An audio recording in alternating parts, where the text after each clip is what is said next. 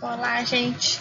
Nessa segunda aula, a gente vai ter uma breve discussão a respeito do sistema nervoso periférico. Lembrando que o sistema nervoso periférico são os componentes anatômicos do sistema nervoso que não estão compreendidos dentro da cavidade corporal dorsal, ou seja, dentro da cavidade craniana e da cavidade vertebral, ou seja, tudo que está fora dessa cavidade craniana e cavidade vertebral é considerado componentes do sistema nervoso periférico. Lembrando que o papel desse sistema nervoso periférico é pegar informações geradas na periferia do corpo, né, seja na pele, musculatura esquelética, tendão, articulação, ou até na parede das vísceras, né, e conduzir essas informações ao sistema nervoso central. E, por sua vez, pegar essas informações, né, provindas da medula espinal e retornar com essas informações já interpretadas, né, pelo sistema nervoso central, chegarem à periferia, musculatura esquelética, ou a musculatura lisa, ou a musculatura cardíaca, ou as glândulas do corpo. Então, como eu já mencionei, o sistema nervoso periférico, ele consiste em todo o tecido nervoso, tá, que está situado fora do sistema nervoso central. Então, se a gente observar essa imagem aqui, ó, nesse momento aqui, né, aonde fica em cor laranja apenas as estruturas anatômicas fora da cavidade corporal dorsal, é considerado sistema nervoso periférico. Mas ok, quais são os componentes anatômicos desse sistema nervoso periférico? São as terminações nervosas, tá? Os gânglios e os nervos. O que são as terminações nervosas? São aqueles receptores sensoriais existentes na pele, como eu já mencionei no slide anterior, nos tendões, nas articulações, no músculo ou até mesmo na parede das nossas vísceras. Então aqui, por exemplo, eu trouxe uma imagem que representa aqui as terminações nervosas existentes aqui na pele da ponta do dedo, tá? Aqui eles estão representando o corpúsculo de Meissner, que é o receptor de tato, percebe o tato, o corpúsculo de Pacini, que é um receptor de pressão, o órgão de Ruffini, que é um receptor de calor, o disco de Merkel, que é um receptor de frio, e as terminações nervosas livres, tá, que é o receptor de dor. Então, esses receptores existem na periferia do nosso corpo, tanto considerando o sistema nervoso somático como visceral, para possibilitar, né, principalmente o somático, a nossa interação com o meio ambiente. Tá? Por que é importante essas terminações nervosas, esses receptores sensoriais? É até um mecanismo de defesa. Imagine a gente colocando a mão, né, no fogo. Se a gente não tivesse essas terminações, esses receptores sensoriais funcionando, nós simplesmente manteríamos, né, a nossa mão no fogo, né, e queimaria todo aí essa parte do corpo, o que não, né, seria bom aí para a sobrevivência do corpo. O que são os gânglios? Do mesmo jeito que eu mencionei na aula sobre o sistema nervoso central, quando a gente tem um grupo de corpos de neurônios dentro do sistema nervoso central, eles chamam de núcleos. No entanto, quando se tem um grupo de corpos de neurônios fora do sistema nervoso central, eles dão o nome de gânglios. Ou seja, o que é um gânglio? É um conjunto de corpos de neurônios localizados fora do sistema nervoso central. Essa imagem, ela representa, que está até apontada aqui por essa seta, ela representa um gânglio sensitivo. O que se sabe? O que se tem nesse gânglio? Um conjunto, né? Vários corpos de neurônios pseudo-unipolares. Lembrando que o neurônio pseudo-unipolar é aquele neurônio que tem um corpo celular e uma ramificação. E dessa ramificação nós teremos uma terminação periférica e uma central. Ou seja, os neurônios pseudo-unipolares são aqueles cujos corpos celulares ficam localizados fora do sistema nervoso central. Ok? E nervos? Nervo é um outro constituinte importantíssimo do nosso sistema nervoso periférico. E qual que é a definição de nervo? É um conjunto de fibras nervosas fora do sistema nervoso central. Quando eu tenho um conjunto de fibras nervosas dentro do sistema nervoso central, eles chamam de tratos, que eu mencionei na aula passada, sobre os tratos ascendentes e descendentes existentes na substância branca da medula. No entanto, quando nós encontramos esse conjunto de fibras nervosas fora do sistema nervoso central, diz-se que nós temos um nervo. Semelhantemente, aos tecidos conjuntivos encontrados aí na musculatura esquelética, nós temos também tecido conjuntivo ajudando na constituição desse nervo. Ou seja, cada fibra nervosa é envolta por um endoneuro. Um conjunto de fibras nervosas são envoltas por um perineuro, tá? Formando o quê? Um fascículo. E o conjunto desses fascículos para formar o nervo propriamente dito, ele é envolvido pelo epineuro. Ou seja, o que seria então o endoneuro, perineuro e epineuro? O endoneuro é aquele que envolve cada fibra nervosa individualmente. O perineuro é aquele que vai envolver um grupo de fibras. Lembrando que quando se tem um grupo de fibras, tem-se um fascículo. E o nervo inteiro, ele é envolvido e sustentado pelo epineuro, tá? E esse epineuro, ele vai conter minúsculos vasos sanguíneos e algumas células adiposas. Então, se nós tivéssemos um nervo e começássemos a dissecá-lo, nós veríamos, que ele é formado aí por um conjunto de fascículos e cada fascículo é formado aí por um conjunto de fibras nervosas. Lembrando que fibra nervosa consiste no axônio dos neurônios. Lembrando que essa fibra nervosa pode ser mielínica ou amielínica. E uma observação importante, que a maioria dos nervos que nós temos no corpo, eles são nervos mistos, ou seja, é um nervo que é composto tanto por fibras sensitivas, ou seja, neurônios pseudo-unipolares, quanto por fibras motoras, ou seja, neurônios multipolares. Quando se fala em sistema nervoso periférico, nós somos remetidos aos 31 pares de nervos espinais que nós temos no corpo e aos 12 pares de nervos cranianos. O que são os nervos cranianos? São 12 pares de nervos que vão fazer conexão com o encéfalo. Ou seja, os dois primeiros pares de nervos cranianos, eles vão fazer conexão com a base do cérebro. Enquanto que do terceiro ao 12º pares de nervos cranianos, eles vão ter a sua origem no tronco encefálico. Lembrando que na aula anterior eu até comentei que no tronco encefálico são encontrados núcleos, tá? Dos neurônios que vão compor, alguns desses nervos cranianos. O que é interessante nesses nervos é que eles recebem denominações próprias. E eles são numerados em sequência crânio-caudal, juntamente com as suas respectivas funções. E quando se fala também nervo craniano, a gente tem que pensar que a maioria desses nervos é mista. Só que só que no corpo nós temos alguns nervos cranianos que estão associados com sentidos especiais, a visão, o olfato. Nesse caso, então, eles estão relacionados aí a apenas as partes sensoriais, sendo considerados, então, nervos sensoriais, tá?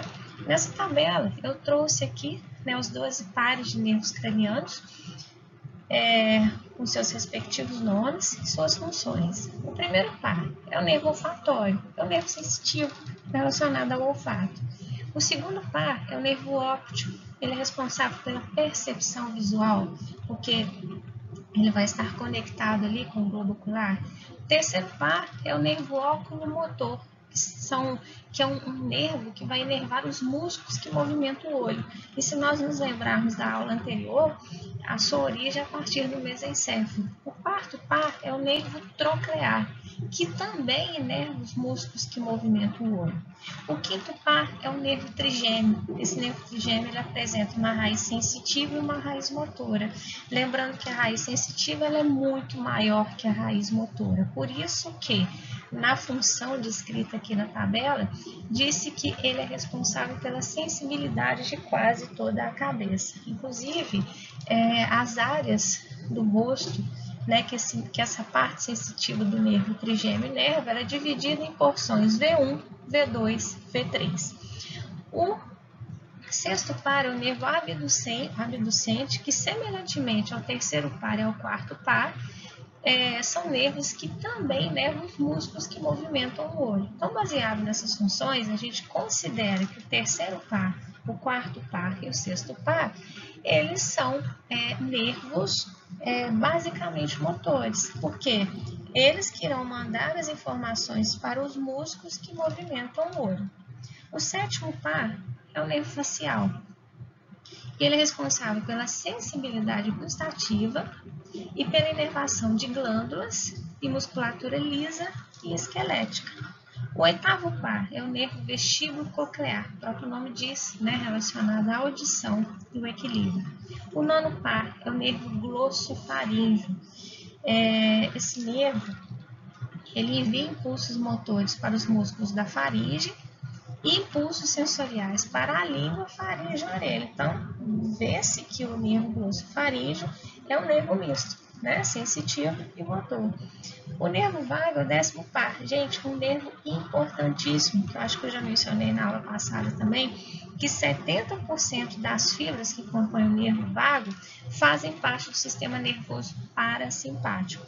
Então, esse nervo vago, ele é responsável pela inervação parasimpática das vísceras torácicas e abdominais, além de inervar, né, alguns músculos da faringe e laringe. Ou seja, a partir desse nervo vago, desse décimo par, que o nosso sistema nervoso central irá mandar informações para as nossas vísceras no intuito de controlar a motricidade dessas vísceras. O 11º par é o nervo acessório, tá? Ele é responsável pelos movimentos da laringe e impulsos motores para o músculo trapézio esternogledomastoide. Observe aqui, ó, músculos esqueléticos, tá?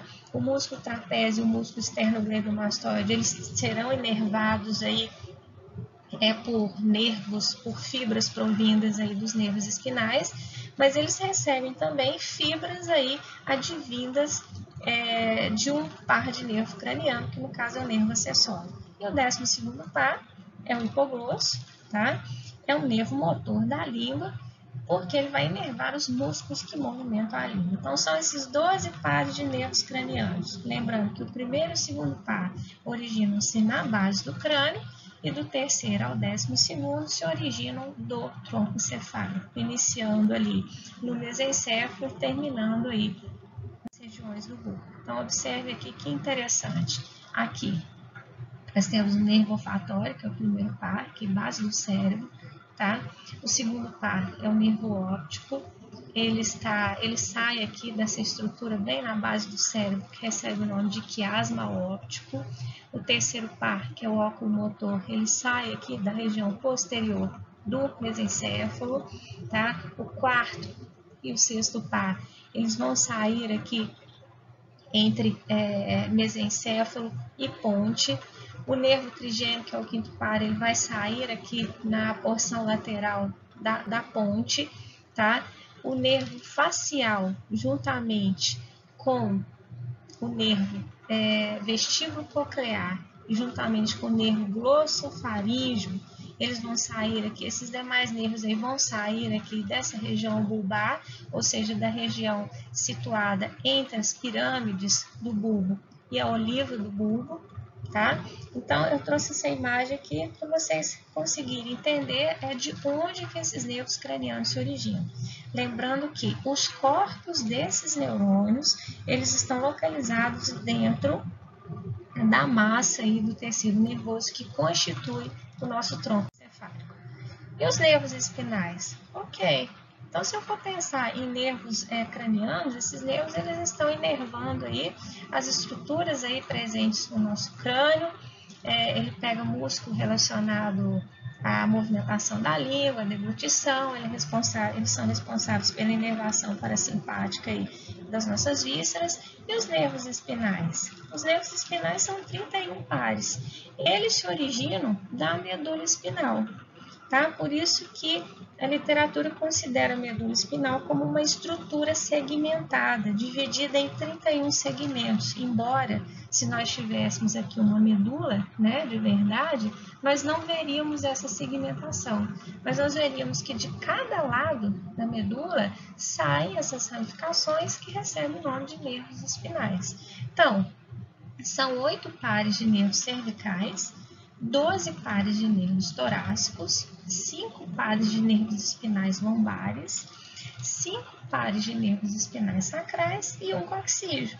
Então, se a gente for parar para pensar, olha, a gente tem 7 vértebras cervicais, né, 7 ossos, para 8 pares de nervos espinais cervicais. Isso significa que o primeiro par de nervo cervical vai sair entre a base do osso occipital e a primeira vértebra cervical, que é o atlas. O segundo par vai sair, né, pelo seu respectivo forame intervertebral existente entre o atlas e o axis. O terceiro par vai sair pelo seu respectivo forame intervertebral entre a segunda vértebra e a terceira, assim sucessivamente, sendo que o oitavo par de nervo cervical vai sair abaixo da vértebra C7, porque são 8 pares de nervos cervicais para 7 vértebras cervicais, implicando que a partir do oitavo par de nervo espinal, esses nervos vão sair abaixo das vértebras, né, que vão dar nomes a esses pares de nervos espinais, tá? E, como eu já falei, esses nervos espinais se originam da medula e eles vão abandonar a cavidade vertebral a partir dos seus respectivos forames intervertebrais, ou seja, quando as vértebras se sobrepõem, na região posterior e lateral, né, os corpos dessas vértebras, será formado o forame intervertebral, que é por onde esses nervos espinais sairão aí da cavidade vertebral. Bom, diferentemente, né, dos nervos cranianos, onde a gente pode ter nervo apenas sensorial, nervo apenas motor ou nervo misto, todos os 31 pares de nervos espinais são mistos, tá? Por quê? O nervo espinal ele é formado por uma raiz ventral, que é motora, tá? E uma raiz dorsal, que é sensitiva. Ou seja, o que significa falar isso? Que a raiz ventral possui apenas fibras motoras, ou seja, fibras eferentes, neurônios multipolares, sendo que os corpos celulares dessas fibras motoras, dessas fibras eferentes, estão localizados na coluna anterior da substância cinzenta da medula, enquanto que a raiz dorsal, que possui fibras sensitivas, né, fibras aferentes, tem os seus corpos celulares localizados no gânglio sensitivo da raiz dorsal, sendo que esse gânglio ele vai se apresentar como uma porção dilatada da própria raiz. Veja essa imagem. Aqui nós temos a substância cinzenta da medula, né, onde a gente tem aqui a coluna anterior, a coluna lateral e a coluna posterior, e aqui nós temos a substância branca. Então, isso aqui seria uma fibra nervosa sensitiva, uma fibra nervosa aferente, um neurônio pseudo-unipolar, onde o corpo desse neurônio pseudo-unipolar está localizado fora do sistema nervoso central, está localizado no seu respectivo gânglio nervoso. Lembrando novamente que um conjunto de corpos de neurônios fora do sistema nervoso central recebe o nome de gânglio nervoso. Percebe-se aqui que essa raiz sensitiva, ela chega na coluna posterior da medula, daí, né, que vem a definição, que a raiz dorsal, ela chega à coluna posterior da substância cinzenta da medula. E saindo da coluna anterior da substância cinzenta da medula, tem-se os neurônios motores ou neurônios eferentes, tá? Que são neurônios multipolares, cujos corpos celulares estão localizados aqui, né, na coluna anterior da substância cinzenta.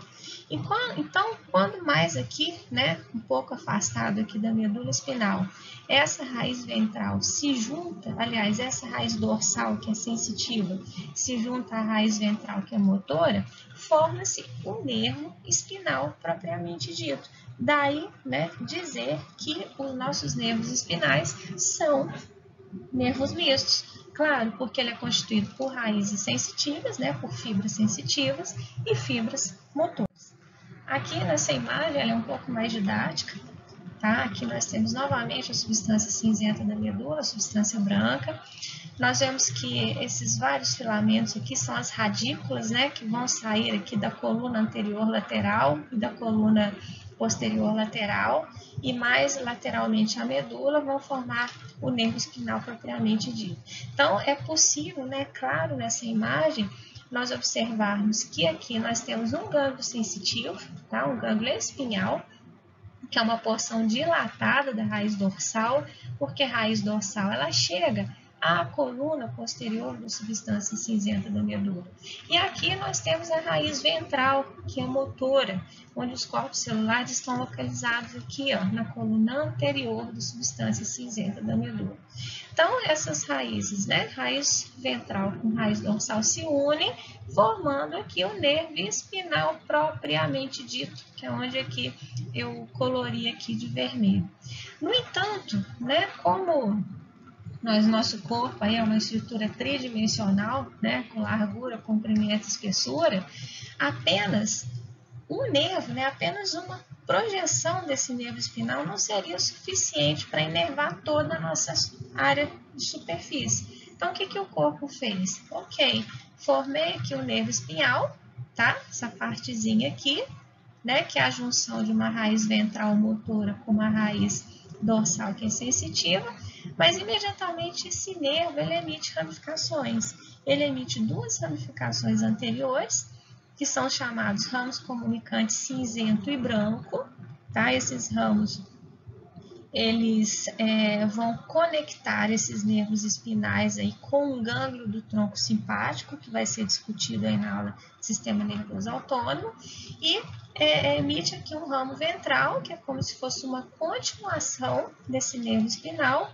e um ramo dorsal, tá? Lembrando que esse ramo ventral do nervo espinal, ele vai inervar os músculos, tá? E a pele do lado lateral e anterior do tronco.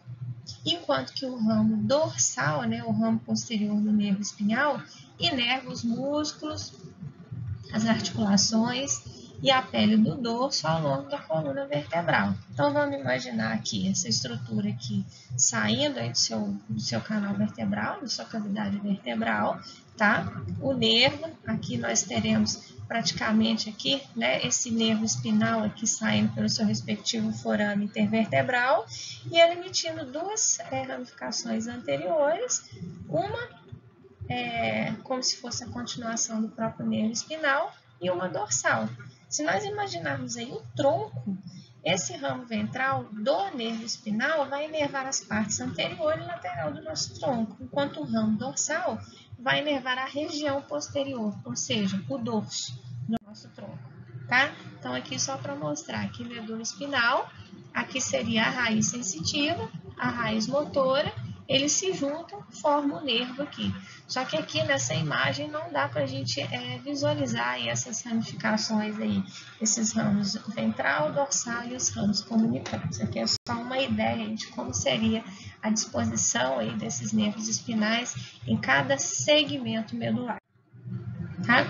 Só que é o seguinte, da mesma forma que eu comentei, que na região aqui, né, praticamente entre T2 e T11, o ramo ventral dos nossos nervos espinais vão inervar a parte anterior e lateral, enquanto que o ramo dorsal do nervo espinal vai inervar a parte posterior.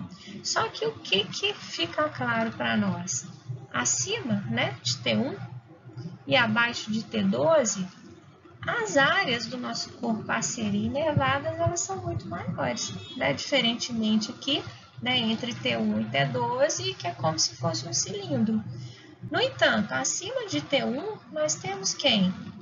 A região inferior da cabeça, né?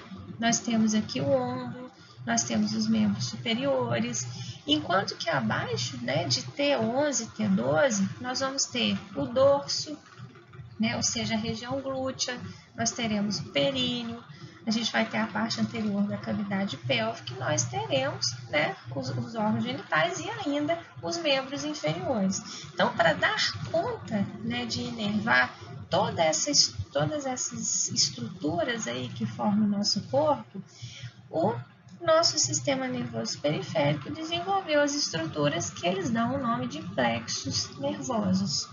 Mas qual que é a constituição desse plexo nervoso? Seria a junção dos ramos ventrais dos nervos espinais, ou seja, os ramos ventrais dos nervos espinais acima de T1 e abaixo de T12 se juntam, formando um conjunto de nervos. E a partir desse conjunto de nervos sairão os vários nervos periféricos que irão inervar aí as regiões do nosso corpo, ou seja, desses plexos vão emergir os nervos terminais. Então, são 4 plexos: o cervical, o braquial, o lombar e o sacral. Lembrando que é dessas regiões da medula espinal, né, ou seja, dessas regiões de onde se originam esses plexos, é onde a nossa medula espinal apresenta as suas intumescências. Não sei se vocês se lembram, que seria a intumescência cervical e a intumescência lombar, que é a região da medula onde ela é a mais alargada, implicando aí na existência de um número maior aí de corpos de neurônios para dar conta, para formar esses plexos e, consequentemente, para inervar, né, essas regiões aí do nosso corpo. Bom, o que seria o plexo cervical? Ok, esse plexo cervical, ele é formado pelas raízes ventrais dos nervos espinais C1 a C4. Então, nós temos o nervo espinal C1, C2, C3, C4. E a gente sabe que ele vai se dividir aqui, né? Assim que ele sai do canal vertebral, ele vai emitir os 2 ramos comunicantes, vai emitir um ramo dorsal e um ramo ventral. O que os ramos ventrais dessas raízes aí C1 a C4 fazem? Eles se juntam, formando o chamado plexo cervical. E quais os nervos que se originam aí desse plexo cervical?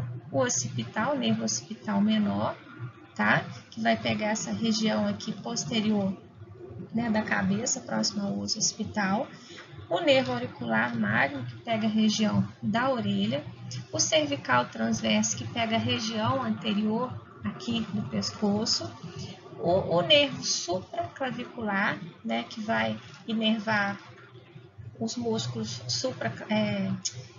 supraespinhoso e infraespinhoso. O nervo frênico, que é aquele nervo que vai mandar ali, que vai inervar o nosso músculo diafragma.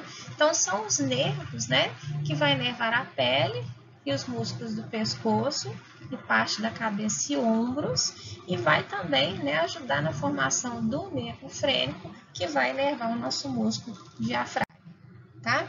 E o plexo braquial? Bom, está localizado abaixo do plexo cervical. Ele posiciona-se ao lado, ou seja, na verdade, esse plexo braquial ele é formado pelas raízes dos nervos espinais C5, C6, C7, C8, T1, tá? E, ou seja, das raízes C5 a T1, as raízes ventrais desses nervos espinais vão se juntar aqui na frente para formar esse plexo braquial. E desse plexo braquial vão emergir vários nervos, cuja função será o quê? Inervar todo o nosso membro superior e pegar também alguns músculos aí do ombro e do pescoço. Então, se nós observarmos aqui essa imagem, nós temos aqui nervo espinal C5, C6, C7, C8 e T1. Então, os ramos anteriores, né, desses nervos espinais se juntam, tá? Formando aqui os troncos superior, médio e inferior. Esses troncos, por sua vez, vão emitir aqui ramificações anteriores e posteriores. Em seguida, formam-se os fascículos, onde o fascículo lateral é formado aqui pelo tronco superior e médio. O fascículo posterior é formado aqui pela junção dos 3 troncos, superior, médio e inferior. E o fascículo medial é formado apenas aqui por raízes que compõem aqui o tronco inferior. E desses fascículos, tem-se, né, se originarão esses nervos aí periféricos, que é o nervo músculo cutâneo, o nervo axilar, o radial, o mediano, o nervo ulnar, tá? E essas outras ramificações aqui, que seriam os nervos subescapulares, superior e inferior, o nervo peitoral medial, o nervo cutâneo medial do braço, o nervo cutâneo medial do antebraço e o nervo tóraco dorsal, ou seja, o nervo músculo cutâneo. Ele vai pegar a parte anterior e lateral do nosso braço, o nervo axilar vai pegar a região de axila, o nervo radial vai pegar a região posterior do nosso braço e antebraço e dedo médio, o nervo mediano ele vai pegar a parte anterior e medial aí do nosso braço e um pouco aqui da musculatura flexora do antebraço, e o nervo ulnar ele vai pegar a região medial do antebraço e alguns músculos flexores profundos, tá? Enquanto que o nervo subclávio ele vai inervar o músculo subclávio, que é aquele músculo que fica entre a clavícula e a primeira costela, tá? Os nervos subescapulares eles vão inervar, né, o músculo subescapular, o nervo peitoral medial vai inervar o músculo peitoral menor, o cutâneo medial do braço e do antebraço vai pegar essa aqui, região medial aí de braço e antebraço, e o nervo tóraco dorsal, ele vai inervar aí o músculo grande dorsal ou latíssimo do dorso, tá? E o plexo lombar? Esse plexo lombar ele já se origina de uma região inferior, lá da intumescência lombar da medula espinal. E as raízes que compõem esse plexo lombar, elas são oriundas dos nervos espinais T12, tá? A L4. E os nervos que vão se originar a partir desse plexo lombar, eles vão inervar as estruturas do abdômen inferior e porções anterior e medial do membro inferior. Então, vamos imaginar aqui o nosso abdômen anterior é a parte inferior e considerar o nosso membro inferior considerando a porção anterior e medial. Quais são os nervos oriundos desse plexo lombar? O nervo iliohipogástrico, tá? Que vai pegar aqui a região anterior da cavidade pélvica, o nervo ilioinguinal, que vai inervar aí, os órgãos genitais, aí, tanto no homem e na mulher, assim como o nervo gênito femoral, tá? O nervo cutâneo lateral da coxa, ele vai pegar a região aqui mais lateral, né, da nossa coxa. O nervo femoral, ele vai inervar o quadríceps femoral, né, o iliopsoas e o músculo sartório, e o nervo obturatório, ele vai inervar aí o músculo obturatório,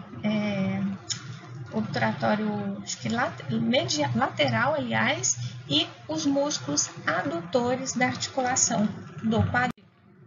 O plexo sacral, por sua vez, ele se encontra imediatamente inferior ao plexo lombar. Ele já é formado pelos ramos anteriores, tá? Dos nervos espinais L4 a S4, ou seja, nós vamos ter os nervos espinais de L4 a S4. Os ramos anteriores desses nervos espinais irão formar aqui o plexo sacral, tá? E os nervos oriundos desse plexo sacral vão inervar a parte inferior do dorso, né? Região glútea aí, pelve, períneo, face posterior da coxa e pé, regiões dorsal e plantar do pé. Aos nervos que emergem desse plexo sacral, o nervo glúteo superior, que vai inervar aí os músculos glúteo médio e mínimo, o nervo glúteo inferior, que vai inervar aí o músculo glúteo máximo, o nervo isquiático, que ele vai pegar toda a região posterior da coxa e da perna. Então, se a gente considerar aí os isquios femorais, né, que são o semitendíneo, o semimembranáceo, o bíceps femoral, os gastrocnêmios e o sólio, esses músculos são inervados aqui pelo nervo isquiático, assim como a região dorsal e plantar do pé. Temos o nervo cutâneo posterior da coxa, tá? O nervo pudento, que são os nervos que vão pegar aqui essas regiões aí de períneo e de pelve. E aqui essa imagem eu trouxe aqui para vocês só para ilustrar que cada ramificação, que cada nervo espinal é responsável por uma determinada parte do nosso corpo. Se eu considerar V1, V2 e V3, eu estarei falando da inervação sensitiva do rosto pelo nervo trigêmeo, tá? O dermátono C2 seria essa região aqui da orelha, que é o auricular magno, que é o nervo auricular magno, que é formado a partir aí do plexo cervical, assim como C3, C4, C5 até T1, ele já pega aqui essa região aqui de ombro, de pescoço e todo o membro superior. Abaixo de T1 e acima de T12, nós temos aqui a inervação do tronco, onde não há formação de plexo, apenas as ramificações ventral e dorsal dos nervos espinais vão dar conta aí de inervar essa região do nosso corpo.